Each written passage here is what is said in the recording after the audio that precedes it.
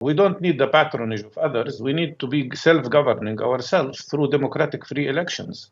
Had we have our democratic elections on the 2021, which was opposed by Israel and the United States of America, we would have had a different situation than today.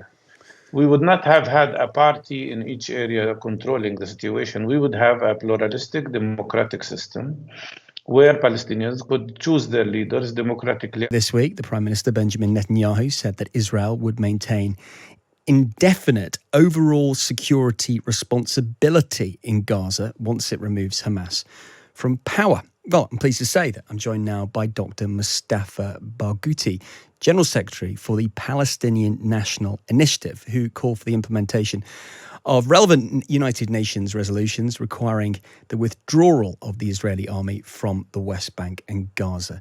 Dr Mustafa, thank you very much for joining us. Thank you. It's great to speak to you this afternoon. This summit, take us to what's going on in Saudi Arabia. How confident are you that a positive outcome will be achieved that will move things forward in Gaza? Well, I think the people who are gathering there are the Arab countries and the Islamic countries, and I don't think anybody is in disagreement here about condemning this Israeli terrible atrocity that is committed in Gaza. In different ways, in different languages, but the sum is that everybody is condemning the fact that Israel is committing genocide against Palestinian people. And not only genocide, but also a combination of genocide with collective punishment and ethnic cleansing. And the process that is happening now in the north and center of Gaza is nothing but a terrible amount of ethnic cleansing of people.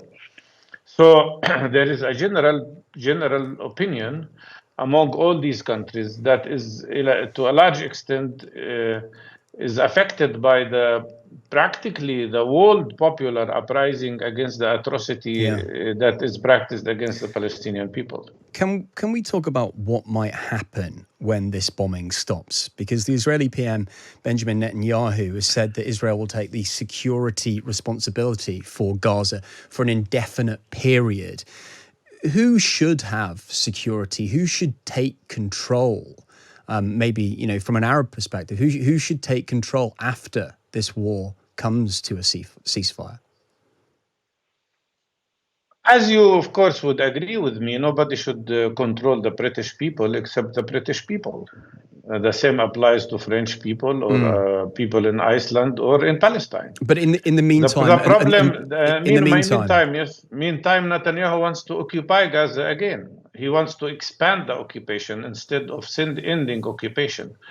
The main reason why we have all this situation, including this explosion that happened on the 7th of October, is because we've been, as the Secretary General of the United Nations said, this didn't come from a vacuum.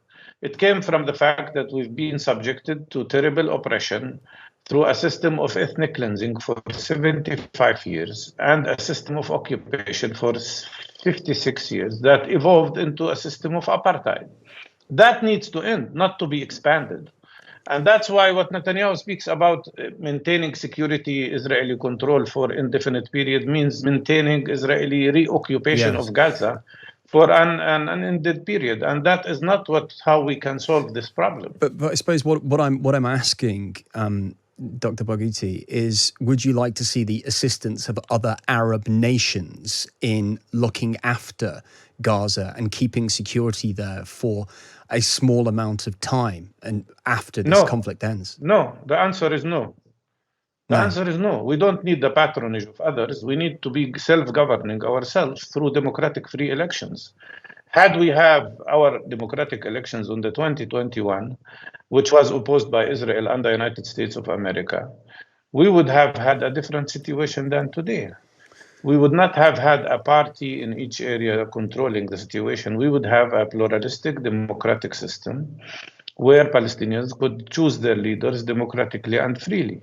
And we need to exercise our right of self-determination. We don't need the patronage of any other country, neither Arab country or Israel or anybody else. And we cannot have self-government real self-government, real exercise of self-determination and independence without ending the Israeli occupation, not only of Gaza Strip, but also of the West Bank. So how does that become a reality then? How do we have democratic elections in Gaza when this is over? Who should run Gaza? Because do you still think there's a role for Hamas in Gaza?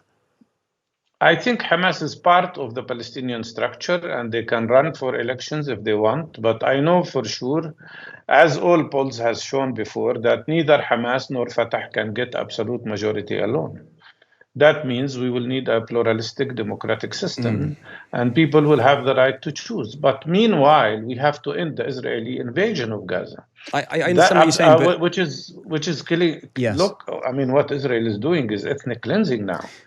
They are trying to evict everybody from Gaza to Egypt. They want to eliminate the Palestinian presence in Palestine. That is what they are doing now. And then we cannot have, nobody will be able to control anything if Israel is going to reoccupy all the area. Dr. Barghouti, I accept what you're saying, but you're discussing ethnic cleansing, and of course that was the aim of Hamas after the October the 7th attack, and they've repeatedly said. I don't think so. But they've repeatedly called for Israel to be wiped off the map. No, they called for end of Zionism, and that's different. But I'm not going to defend them. I don't belong to them. Wait a minute. Exactly. I know for sure. Let me answer. I know for sure they were ready to accept two-state solution.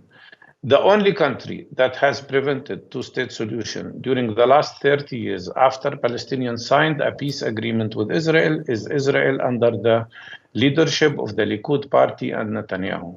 Netanyahu has prevented any potential or possibility for progress of peace. In the West Bank, Hamas is not governing, right? It's the Palestinian Authority. Yes. And in the West Bank, the Palestinian Authority is an authority without authority because the Israeli army invades every spot of the West Bank every day. And up till now, they have killed more than 170 Palestinians in the West Bank, I'm talking, which is under Palestinian Authority. So Israel, the main problem here is occupation of one country of another. And you cannot accept to be biased to one side, which is Israel, that is occupying us. Compare our situation with that in Ukraine. Why, in the case of Ukraine, the West and Britain and the United States provided so much support to the Ukrainians? Because they're fighting occupation. In our case, they are supporting the occupier. Where is the logic here? Dr. Barghouti, a final question from me then, based on what you've just said. So there can be no solution to this conflict while Benjamin Netanyahu remains in power in Israel? I don't care who is in power in Israel. I can tell you, but although his people don't want him now, 70% of the Israelis don't want him, they decide for themselves. They can't decide for us who leads us, and I don't want to decide for them who leads them. They make the decision, but we cannot have a peace without ending Israeli occupation, regardless of who is in the Israeli government, Netanyahu or Olmert or anybody else. What we need is end of occupation so that we can coexist and live together, either peacefully in two-state solution or together in one state with democratic equal rights for us and for Jewish people. But to have a situation where one side is oppressing the other, exploiting the other, stealing the land of the other, is unacceptable. Dr. Barghouti, thank you so much for your time this afternoon.